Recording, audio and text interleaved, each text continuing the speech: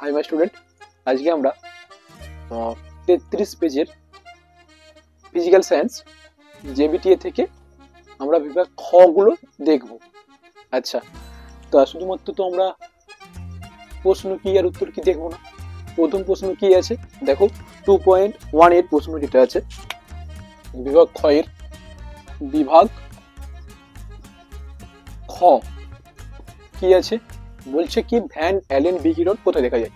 আচ্ছা, আমরা ছোট করে বায়ুমণ্ডলের স্তরগুলো জেনে নেব। ঠিক আছে, মনে রাখবে কি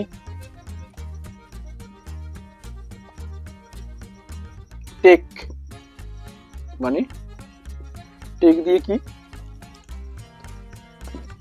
টোপোস্ফিয়ার, টোপোস্ফিয়ার টেকসাম মানে স্ট্র্যাটোস্ফিয়ার, টেকসাম ম্যাঙ্গুস, ম্যাঙ্গুস মানে মেসোস্ফিয়ার। আচ্ছা, 2 থার্মোস্ফিয়ার, ইট এক্সোস্ফিয়ার, আর শেষে আছে কি ম্যাগনেটোস্ফিয়ার। ঠিক আছে, কি বললাম, টেক সাম ম্যাঙ্গোস টু ইট।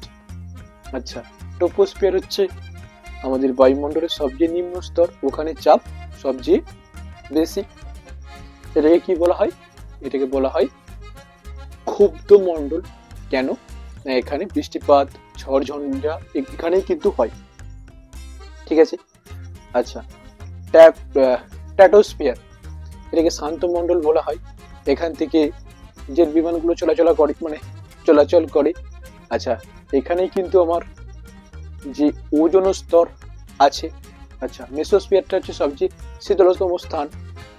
আচ্ছা, এখানে উল্কাপিণ্ডগুলো পুড়ে ছাই হয়ে যায়, সব পয়েন্টগুলো বললাম। থার্মোস্ফিয়ার কি না এখানে এটাকে বলা হয় কি আয়নোস্ফিয়ার।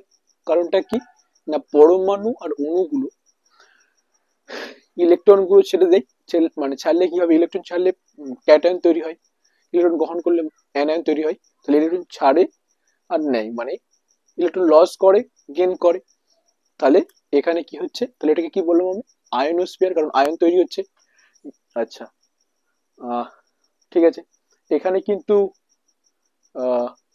তাহলে কি বললাম থার্মোস্ফিয়ারটা বললাম, তাহলে এটাকে কি বলা হয় আয়নোস্ফিয়ারও বলা হয়। আচ্ছা, এক্সোস্ফিয়ারটা কি, আচ্ছা এক্সোস্ফিয়ার সম্পর্কে কি জানো, এক্সোস্ফিয়ারে এখানে হিলিয়াম হালকা গ্যাসগুলো এখানে পাওয়া যায়। আচ্ছা, এখানে থার্মোস্ফিয়ারে রেডিও ওয়েভ থাকে, তাই না। আর এক্সোস্ফিয়ারে কি হয়, তোমার কৃত্রিম গ্রহ টহগুলো আছে। ঠিক আছে, প্লেস স্টেশন এখানেই পাওয়া যায়।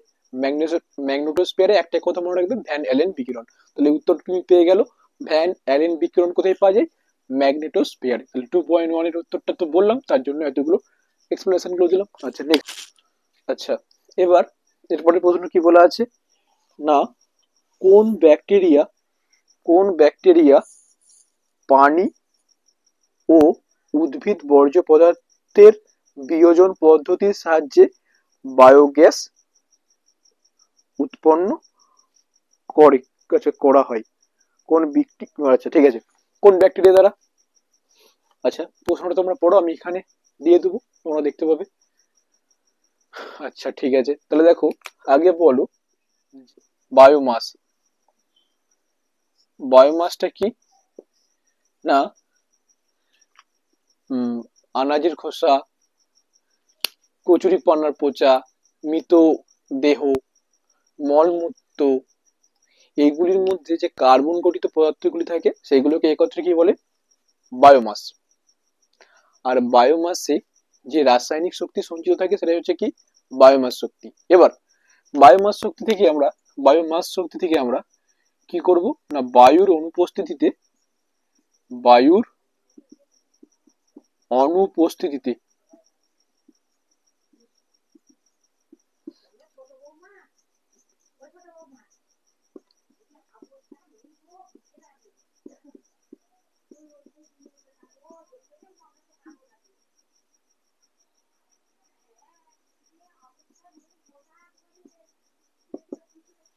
ব্যাকটেরিয়া। তাহলে বায়োমাস শক্তি তো, তাহলে বায়ুর অনুপস্থিতিতে মিথানোজেনিক ব্যাকটেরিয়ার সাহায্যে বায়োমাস বায়োগ্যাসে রূপান্তরিত হয়। ঠিক আছে, এটা হচ্ছে 2.2 এর কোশ্চেন। ঠিক আছে, তারপরে 2.2 এর একটা অথবা আছে, তাপন মূল্যের এসআই একক। তাপন মূল্য মানে কি আগে, আচ্ছা তাপন মূল্য মানে কি না, আমরা যদি 1 কেজি কোনো কঠিন জ্বালানি নিই অথবা 1 মিটার কিউব কোনো তরল জ্বালানি নিই, বায়ুতে সম্পূর্ণ দহন করি মানে পোড়াই, তাহলে 1 কেজি কোনো কঠিন জ্বালানি নিলাম, তাকে আমি বায়ুতে পোড়াচ্ছি। ঠিক আছে, আর 1 মিটার কিউব কোনো তরল জ্বালানি নিচ্ছি, তাকে যদি বায়ুতে সম্পূর্ণ পোড়াচ্ছি, তাহলে যে পরিমাণ আমরা তাপ শক্তিটা পাই সেটা হচ্ছে কি ক্যালোরিফিক ভ্যালু বা তাপন মূল্য। ঠিক আছে, আচ্ছা আচ্ছা তাহলে তোর ওটার এসআই একক কি হবে, এসআই একক হবে জুল পার কেজি, মানে পার কেজি হবে, কিলো জুল পার কেজি নয়, জুল পার কেজি। কারণটা কি না, আমরা আমরা জানি তো কি যে তাপের এসআই একক কি জুল, আর আমরা 1 কেজি নিয়ে কাজ করছি, বইয়ে থাকবে দেখবে, বই আছে নিশ্চয়ই, জুল কিলো জুল পার গ্রাম, ওগুলো কিন্তু নয়, আমরা জুল আর কেজি, জুল জানি আমরা কিসের একক, তাপের একক, আর কিলোগ্রাম তো জানি যে কোনো ভরের একক। তাহলে জুল পার কেজি যদি বলা হয়, তাহলে ও মানে কয়লা আর পেট্রোলের মধ্যে কার বেশি, কয়লা আর পেট্রোলের মধ্যে কার তাপন মূল্য বেশি, তখন উত্তরটা কিন্তু হবে কি কয়লা, তারপরে কি পেট্রোল। আর যদি বলতো পেট্রোল আর ডিজেলের মধ্যে, পেট্রোলের বেশি তারপরে ডিজেল। আর যদি বলতো সবচেয়ে বেশি কি হাইড্রোজেন। ঠিক আছে, হাইড্রোজেনে কিন্তু তোমার টেবিলটা পড়লে দেখতে পাবে।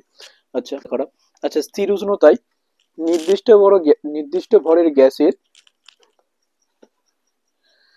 কি বলা আছে, স্থির উষ্ণতায় 2.3টা কি বলা আছে, স্থির উষ্ণতায় নির্দিষ্ট ভরের গ্যাসের পিভি লেখচিত্রের প্রকৃতি কিরূপ হবে।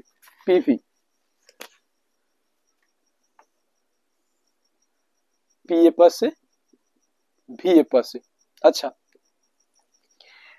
যখনই বলছে স্থির উষ্ণতায়, উষ্ণতা স্থির মানে বয়েলের সূত্র, কারণ বয়েল বয়েল ভাব, উষ্ণতা মানে তো বয়েল বয়েল ভাব, হাফ বয়েল ফুল বয়েল বলি না আমরা।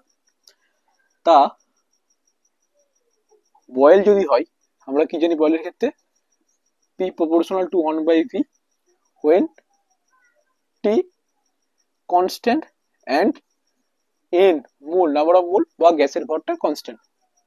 তাই এখানে প্রপোর্শনাল তুলতে গেলে সমান আনতে হয়, আর একটা কনস্ট্যান্ট লাগে, তাই না।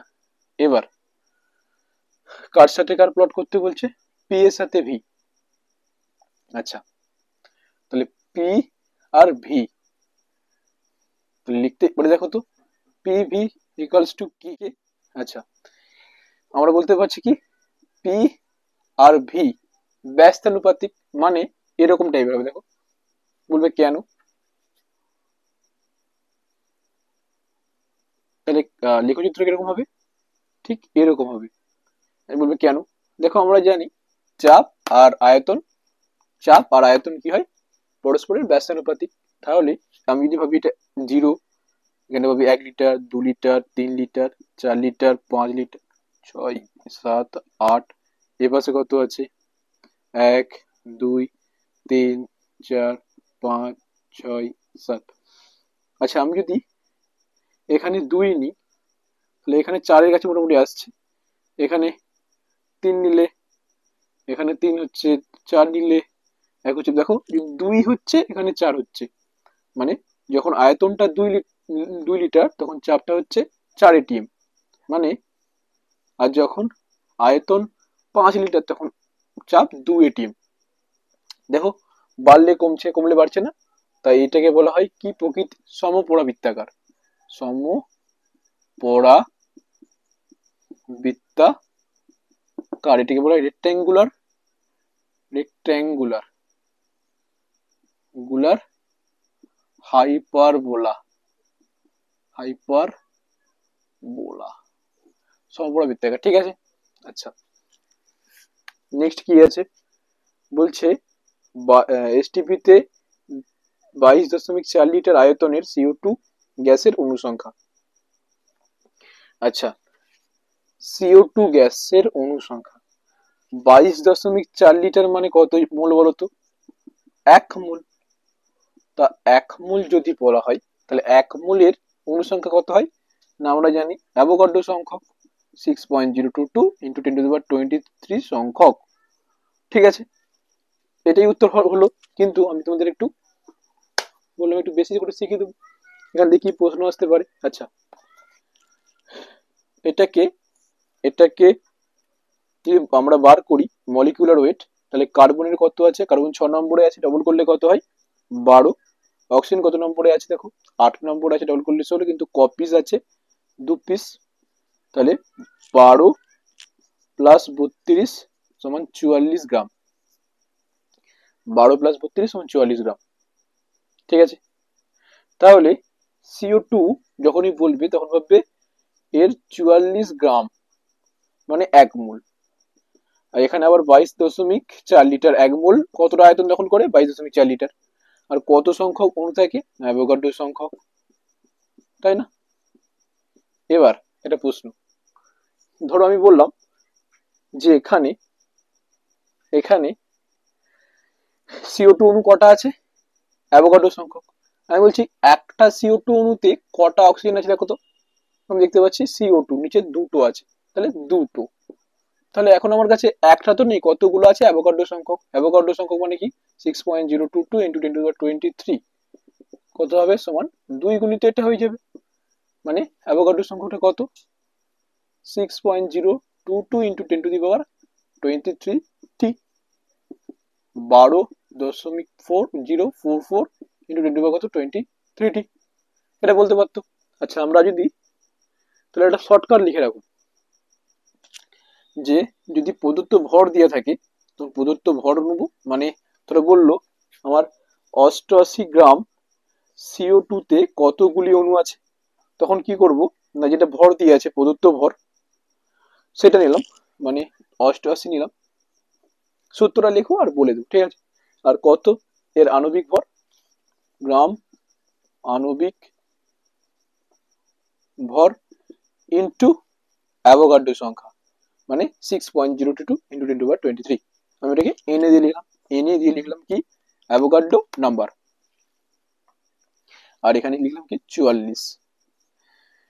দেখো কাটলে 2 ইন্টু অ্যাভোগাড্রো নাম্বার দিয়ে গুণ করবে, ঠিক আছে। ওটা হচ্ছে কি, এটা কি বেরোলো বলো তো কতগুলো অণু আছে, তাহলে যতগুলো অণু আছে। এবার যদি বলতো যে এখানে কতগুলো অক্সিজেন পরমাণু আছে, তাহলে এখানে 2 দিয়ে গুণ করতে হতো, ঠিক আছে, কারণ 2 ছিল, বুঝতে পারলে। আচ্ছা, বুঝতে পারছো ব্যাপারটা। যদি আয়তন দিয়ে থাকতো এখানে ধরো 2, আমরা যদি SO3 নিতাম বা SO3 যদি নিতাম, SO3 যদি নিতাম, সালফার ডাইঅক্সাইড নিতাম, তাহলে এখানে 3 দিয়ে গুণ করতে হতো, কারণ একটাতে কতটা আছে 3টে অক্সিজেন, তখন 3 দিয়ে গুণ করতে হতো। তখন আবার কত বেরোতো 32 সালফারের, কারণ 16 ডাবল করলে 32। আচ্ছা, অক্সিজেন কত 8 ডাবল করলে 16 ইন্টু 3, 32 প্লাস 3 × 48, তাই তো। 48 মানে 80 হতো, ঠিক তো। হ্যাঁ 80 হতো, তখন 80 দিয়ে ভাগ করতে হতো। এবার যত গ্রাম দিয়ে থাকতো সেটাকে উপরে রাখতাম, এটা তো বুঝতে পারলে। এটা ভর দিয়ে, মানে ভর দিয়ে।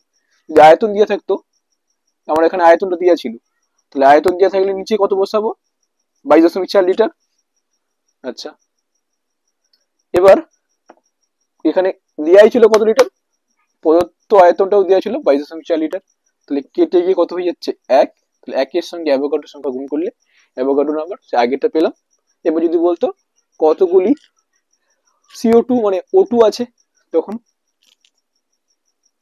সরি কতগুলি অক্সিজেন আছে, তখন 2 দিয়ে গুণ করতে হতো, কারণ একটাতে দুটো থাকে। আমি সব ভাবে বললাম, তোমার যেটা ভালো লাগলো সেটা করতে পারো।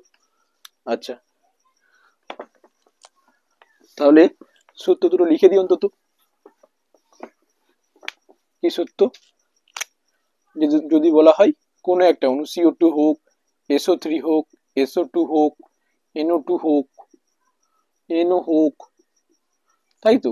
যদি বলতো যে কতগুলো অণু পরমাণু আছে সেটা বার করতে গেলে প্রদত্ত ভর বাই গ্রাম আণবিক ভর কার, ওই গ্যাসটার, ইনটু অ্যাভোগাড্রো নাম্বার। আর যদি বলতো যে কতগুলো অক্সিজেন পরমাণু আছে, তখন এই নাম্বারটা বসাতে হতো, গুণ করতে হতো 2, এখানে হলো 3। ঠিক আছে, তাহলে পরমাণুর সংখ্যা লিখে দিচ্ছি। যে পরমাণু বার করতে হবে ওই পরমাণুটির সংখ্যা। ক্লিয়ার? এবার এটা কি, তাহলে লিখে দেবো ওই পরমাণু। আচ্ছা, আগে এমনি আগে তোমরা অণুটা বার করো, তখন কিভাবে বার করবে? যদি আয়তন দিয়ে থাকে তাহলে বলবে কি, প্রদত্ত আয়তন, গ্যাস দ্বারা অধিকৃত আয়তন যেটা, বাই 22.4 লিটার ইন্টু NA, তাই না? আর যদি আচ্ছা একটা প্রশ্ন দিয়ে বলে দিই, বললাম 64 গ্রাম SO2 তে কতগুলি ও পরমাণু আছে, আছে, তখন কি হতো? 64 গ্রাম তো, তাহলে গ্রাম দিয়ে আছে মানে ভর, এইটা আমাকে কি বার করতে হবে? ও পরমাণু, মানে এই সূত্রটাই। তাহলে কত, আগে ভাবো একটাতে কটা আছে, দুটো, তাহলে 2 লিখলাম। যদি বলতো SO2 কটা অণু আছে, তখন এই গুণটা করতে হতো না, শুধুমাত্র উপরটা বার করলেই হতো। আচ্ছা, পদার্থ ভর কত দিয়ে আছে? 64। আর SO2 এর ক্ষেত্রে আমরা কি জানি? 32 আর অক্সিজেন 16 ইন্টু 2, এটা হচ্ছে কত? 64। তাহলে 64 গ্রাম, 64 গ্রাম কেটে গেল, ইন্টু NA, মানে অ্যাভোগাড্রো সংখ্যাকে 2 দিয়ে গুণ করলে পেয়ে যাবো। আর যদি শুধু বলতো যে কতগুলি SO2 অণু আছে, তখন কি হতো? এই 2টা গুণ হতো না। বুঝতে পারলে? আয়তন দিত আগে বললাম, ভিডিও লেন্দি হয়ে যাবে, তাও শিখিয়ে দিলাম যতটা শেখার।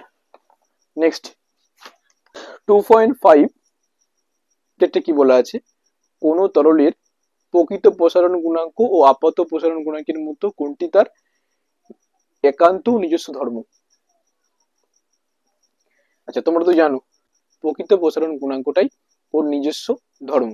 আচ্ছা, নেক্সট কি বলা আছে, লোহা ও পিতলের তৈরি দ্বিধাতব পাতকে বরফের মধ্যে রাখলে কোন ধাতুটি ভেতরের দিকে বেঁকে যাবে? আচ্ছা, পিতল আর লোহা,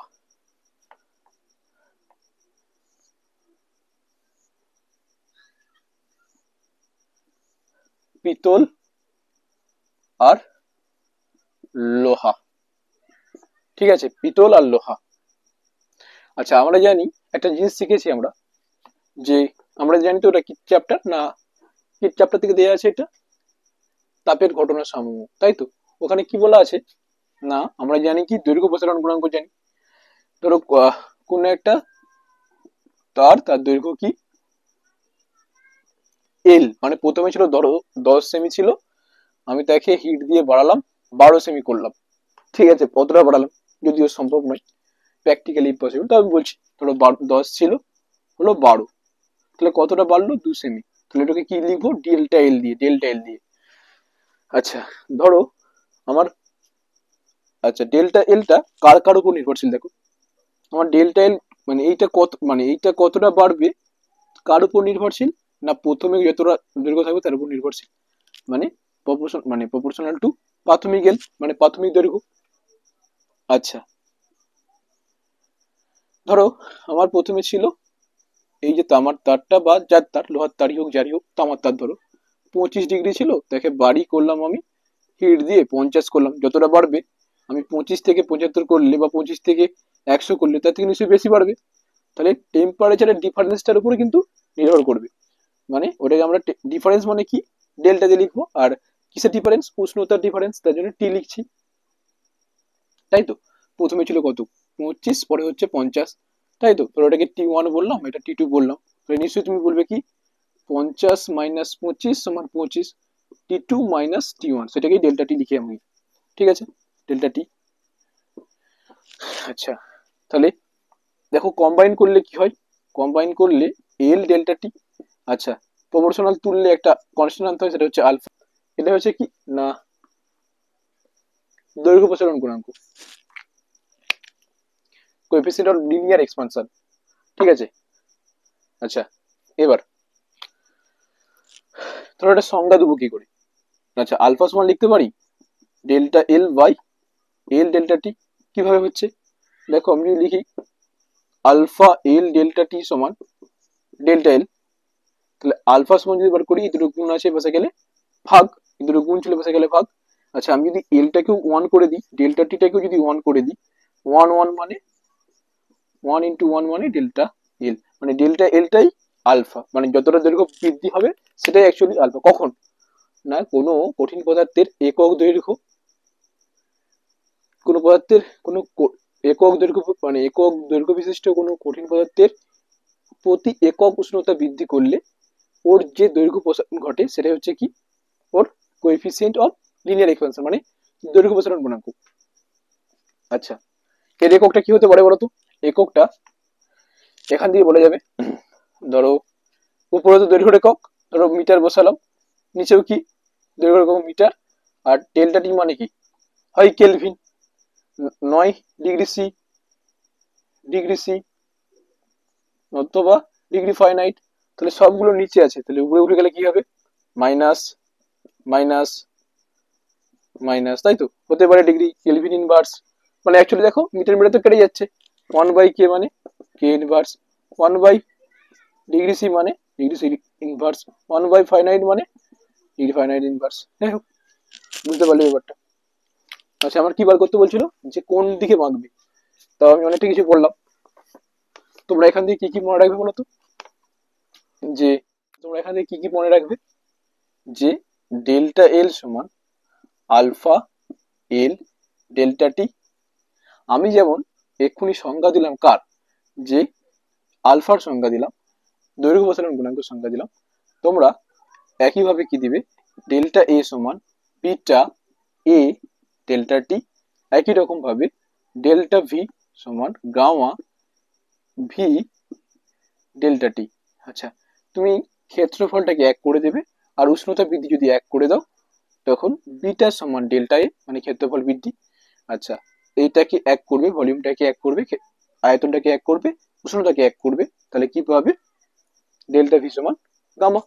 ঠিক আছে, সংখ্যাটা দিয়ে দিও। আর প্রত্যেকেরই উষ্ণতা কিন্তু কেলভিন ইনভার্স অথবা ডিগ্রি সেলসিয়াস ইনভার্স অথবা ডিগ্রি ফারেনহাইট ইনভার্স।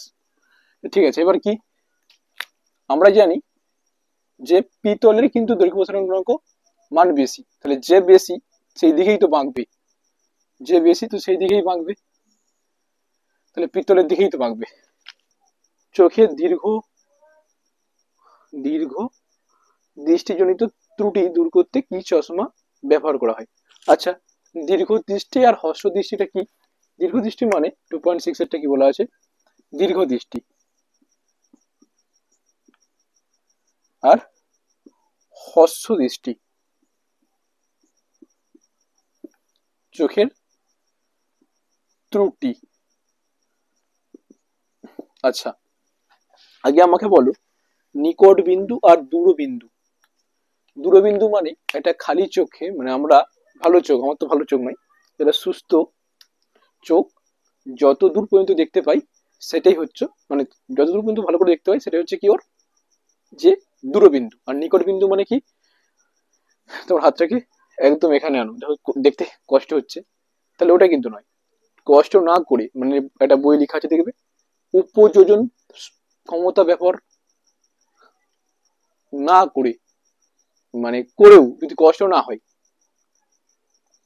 আচ্ছা, উপযোজনটা আমাকে কি কমেন্টে লিখবে তো কি। আচ্ছা, এবার কষ্ট না করে যদি দেখতে পাচ্ছ যতটা, সেটা হচ্ছে কি আমাদের নিকট বিন্দু। নিকট বিন্দু কতটা হয়, মোটামুটি 25 সেমি, আর দূরবিন্দু তো অসীম। এবারে কি দীর্ঘ মানে কি, দূরেরটা ঠিক থাকবে। দীর্ঘ মানে কি, দীর্ঘ মানে কি, দীর্ঘ মানে দূর, ভাবে দূরেরটা ঠিক আছে কিন্তু কাছেরটা ঠিক নেই, মানে দূরেরটা ঠিক আছে কিন্তু কাছেরটা ঠিক নেই। আচ্ছা, এবার কি হর্ষ দৃষ্টি, হর্ষ মানে কাছেটা ঠিক আছে কিন্তু দূরেটা ঠিক নেই, মানে আমারটা তো মায়োপিয়া, আর এটা কি হাইপারমেট্রোপিয়া। আচ্ছা এটা তো হচ্ছে উত্তর লেন্স, এটাই হচ্ছে অবতল লেন্স। তাহলে আনসার হচ্ছে উত্তর লেন্স। এখানে উত্তর লেন্স, এটা অবতল লেন্স। ঠিক আছে, এবার নেক্সট প্রশ্নটা কি দেখি। আচ্ছা যদি, আচ্ছা ঠিক আছে, এবার কি তারপরে প্রশ্নটা কি আছে না, ক্ষুদ্র উন্মেষযুক্ত দর্পণে উপাক্ষীয় রশ্মির আপতনের ক্ষেত্রে প্রকাশ দূরত্ব আর বক্রতা ব্যাসার্ধ, প্রকাশ দূরত্ব বক্রতা ব্যাসার্ধের মধ্যে সম্পর্ক তোমরা জানো। আচ্ছা উপাক্ষীয় রশ্মিটা কি আমাকে কমেন্টে লিখিও তোমরা প্রত্যেকে।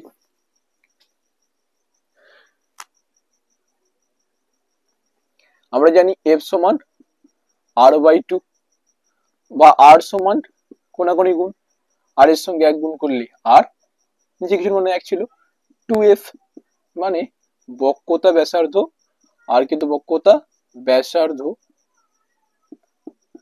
2 ইন্টু ফোকাস দূরত্ব, তাই না? এটা কিন্তু উপাক্ষীয় রশ্মির ক্ষেত্রে উপাক্ষীয় আর মানে দর্পণটার উন্মেষ, ধরো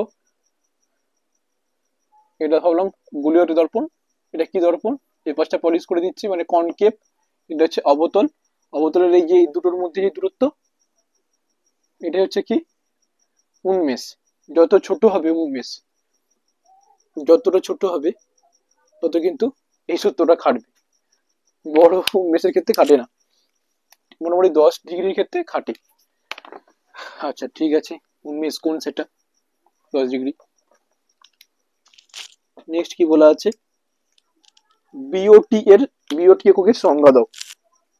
আচ্ছা বিওটি, বিওটি মানে বোর্ড অফ ট্রেড ইউনিট, তাই তো, বোর্ড অফ ট্রেড মানে বিজনেস ইউনিট না, বোর্ড অফ ট্রেড ইউনিট মানে 1 কিলোওয়াট ঘন্টা, মানে 1 ঘন্টা, মানে কি 1 কিলোওয়াট ক্ষমতা সম্পন্ন যন্ত্র যদি 1 ঘন্টা চলে যে তড়িৎ শক্তি ব্যয় হয় সেটা হচ্ছে কি 1 ভোল্ট। লিখে নাও, প্র্যাকটিস করো আমার সাথে।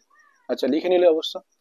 এবার 1 ভোল্ট যেটা, সেটাকে কি লিখতে পারি, 1 কিলোওয়াট মানে কে আছে, ফটোই দেখবে 1 কে লাইক পড়ে 2 কে লাইক পড়ে, তা কে মানেই ভাববে কি 1000, যেখানে কি আছে এখানে হাজার দিবে। ওয়াট কে লিখতে পারি, তাহলে 1000 ওয়াট আর ইন্টু 1 ঘন্টা। আচ্ছা 1000 ওয়াট লিখতে পারি জুল পার সেকেন্ড, আর 1 ঘন্টা মানে কি 3600 সেকেন্ড। চেক চেক কেটে দাও, তাহলে কত হচ্ছে 36, 1 2 3 4 5, 1 2 3 4 5 জুল লেখা যায়। 36 × 10 কত 5 জুল, তাই তো। এবার দেখো আমি যদি এখানে একটা 10 দিয়ে ভাগ করি, এখানে তো 10 দিয়ে গুণ করতে হবে, তবে কাটবে, তাহলে কি হয়ে যাচ্ছে দেখো তো, এই দিক থেকে 1 ঘন্টা 10 মিনিট পেলাম, আর এখানে 1 8 5 6 জুল, বুঝতে পারলে।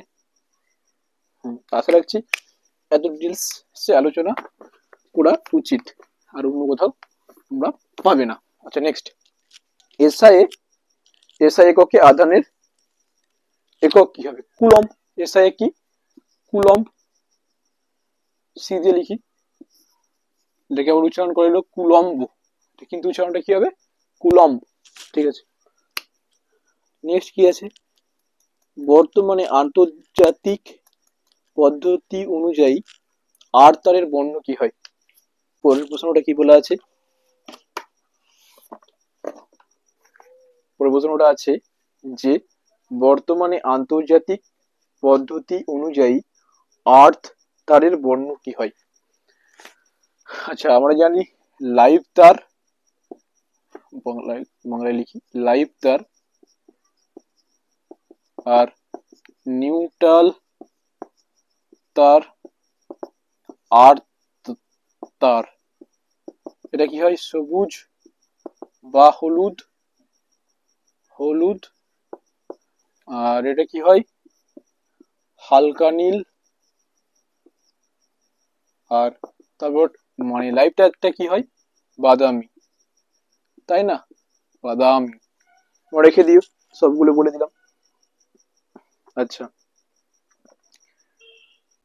কোন ধরনের নিউক্লিয় বিক্রিয়া সূর্যের শক্তির উৎস। নিউক্লিয় বিক্রিয়া মানে, নিউক্লিয় বিক্রিয়া তো দুটো আছে, একটা হচ্ছে কি নিউক্লিয় বিভাজন, একটা সংযোজন।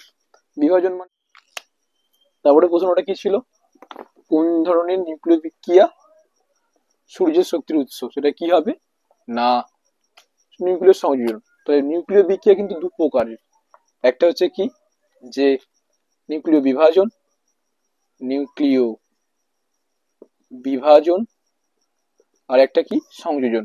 বিভাজন বিক্রিয়াটা কি, ধরো ইউরেনিয়াম 92 235, তাকে যদি আমি একটা নিউট্রন কণিকা দিয়ে আঘাত করি, তাহলে কোনো একটা ভারী মৌলের নিউক্লিয়াসকে হালকা হালকা মানে ধীরগতি সম্পন্ন নিউট্রন কণিকা দ্বারা আঘাত করলে ধীরগতি করা হয় কি করে নিউট্রন কণিকাগুলোকে, না ভারী জল গ্রাফাইট দিয়ে কিন্তু ওগুলো মডারেটর হিসেবে কাজ করে। কি হয় কিপ্টন, আচ্ছা বেরিয়াম 56 141, কিপ্টন 36 92, আর 3টে নিউটন কণিকা, তার সঙ্গে 200 মেগা ইলেকট্রোভোল্ট উৎপন্ন হয় শক্তি। এটা তো নিউক্লিয় বিভাজন।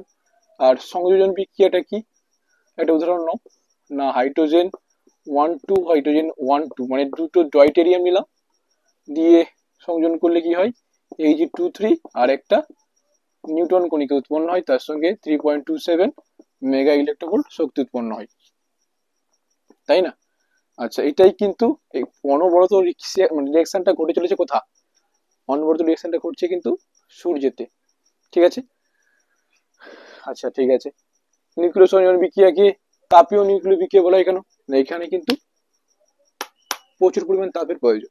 আর এই যদি বলা হয় নিউক্লিয় সংযোজন ঘটানোর পূর্বে নিউক্লিয় বিভাজন ঘটানো হয় কেন, এখান থেকে যে তাপটা পাবো সেখানে কাজে লাগানো হয়।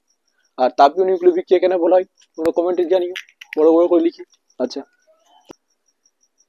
কোনো পুরাতাত্ত্বিক বস্তুর বয়স নির্ণয় করতে কোন তেজস্ক্রিয় মৌল ব্যবহার করা হয়? আমরা তো জানি কার্বন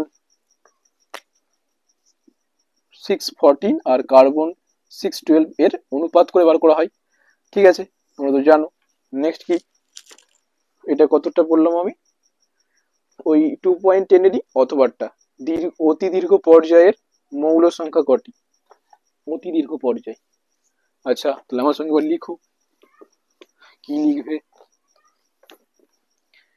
লিখো 2 8 8 18 18 32, তারপর এটা তো অসম্পূর্ণ, তাই না, 32-এ থাকে না, তাহলে এটা কি প্রথম পর্যায়, মানে এটা কি অতি হ্রস্ব পর্যায়, অতি হ্রস্ব পর্যায়, প্রথম হ্রস্ব পর্যায়, দ্বিতীয় হ্রস্ব পর্যায়, দীর্ঘ পর্যায়, প্রথম দীর্ঘ পর্যায়, দ্বিতীয় দীর্ঘ পর্যায়, অতি দীর্ঘ পর্যায়, কটা আছে, 32টা এলিমেন্ট আছে, তাই না? তারপরে আচ্ছা, পরীক্ষাগারে কৃত্রিম ভাবে তৈরি একটি মৌলের নাম, কুরিয়াম বলতে পারো, আমেরিসিয়াম, এগুলো যেগুলো তেজস্ক্রিয় মৌল বলতে পারো, ঠিক আছে, কুরিয়াম লিখে দিই একটু আবার, কুরিয়াম, কুরিয়াম। আচ্ছা নেক্সট,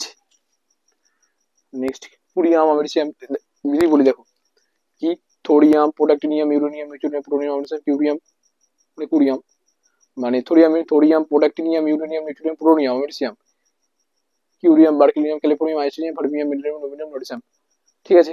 তো এগুলোর মধ্যে ওই কুরিয়ামের পর থেকে লিখে দিলেই হবে।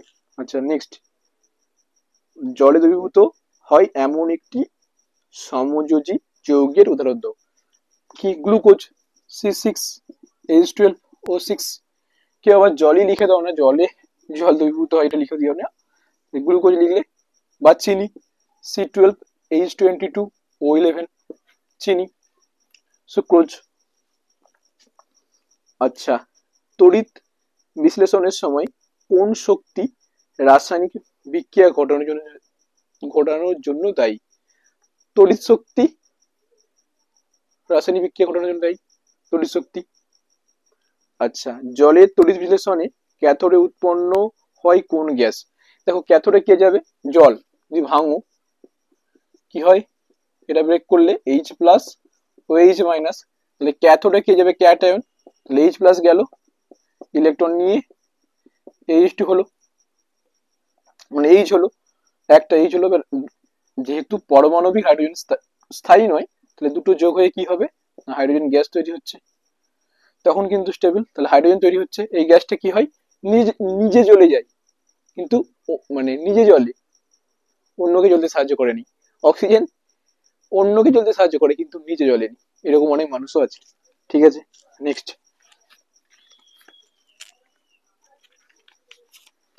আচ্ছা, বাম স্তম্ভ ডান স্তম্ভ দেখো, বলা আছে কি থার্মিট পদ্ধতিটা লোহা লোহা হবে, লোহা জ্বালাই দেওয়া হয়। অ্যামালগাম সোডিয়াম আর মার্কারি ডি, মানে 2.16.2 ওটা হচ্ছে ডি, আর 2.16.18টা হচ্ছে বি ডান ডান স্তম্ভের। বায়োপলিমার এ মানে nucleic acid, PVC vinyl chloride ওটা হচ্ছে ওর মনোমার। পিভিসি মানে পলিভিনাইল ক্লোরাইড, অ্যাকচুয়ালি এই তো সংকেতটা কি, এটা হচ্ছে ভিনাইল ক্লোরাইড। যদি বলা হয় পলিভিনাইল ক্লোরাইড মানে কি, এই পাশে একটা বন্ড করে দাও, এটা বন্ডটা তুলে নাও, পলিভিনাইল ক্লোরাইড, এখানে একটা বন্ড হবে, মানে সিএলটাকে আমি এখানে করে দিচ্ছি সুবিধা দেখতে, এন, এটা হচ্ছে পলিভিনাইল ক্লোরাইড। নেক্সট কি আছে, নাইট্রোলিম কি? আচ্ছা, নাইট্রোলিম মানে calcium carbide plus nitrogen 1100 degree যদি সেলসিয়াস 1100 ডিগ্রি সেলসিয়াস দিই, তাহলে কি হবে, calcium cyanamide CaCN2 plus plus plus Coke চূর্ণ হবে। তাহলে ক্যালসিয়াম কার্বাইডের সাথে যদি নাইট্রোজেন গ্যাসের বিক্রিয়া ঘটানো হয় 1100 ডিগ্রি সেলসিয়াসে, কি তৈরি হবে, ক্যালসিয়াম সায়ানামাইড আর সি, এই যে ক্যালসিয়াম সায়ানামাইড আর কোক চূর্ণের মিশ্রণটাই হচ্ছে কি নাইট্রোলিম, জমিতে সার হিসেবে ব্যবহার করা হয়। ঠিক আছে, একটি আম্লিক গ্যাসের নাম করো, দেখেই উত্তর, H2S হাইড্রোজেন সালফাইড আম্লিকিত। আচ্ছা, শৌচাগারে প্রায়শই কোন গ্যাসের গন্ধ পাওয়া যায়, অ্যামোনিয়া। অ্যামোনিয়ার সঙ্গে কোন গ্যাসের বিক্রিয়ায় একটি কঠিন পদার্থ উৎপন্ন হয়, তুমি জানো যে অ্যামোনিয়া মানে কি NH3, এটা গ্যাস, তার সঙ্গে HCl গ্যাস যদি বিক্রিয়া করে এটা কঠিন ধোঁয়া হয়, NH4Cl, এর কঠিন ধোঁয়া উৎপন্ন হয়। আচ্ছা, তারপরে কি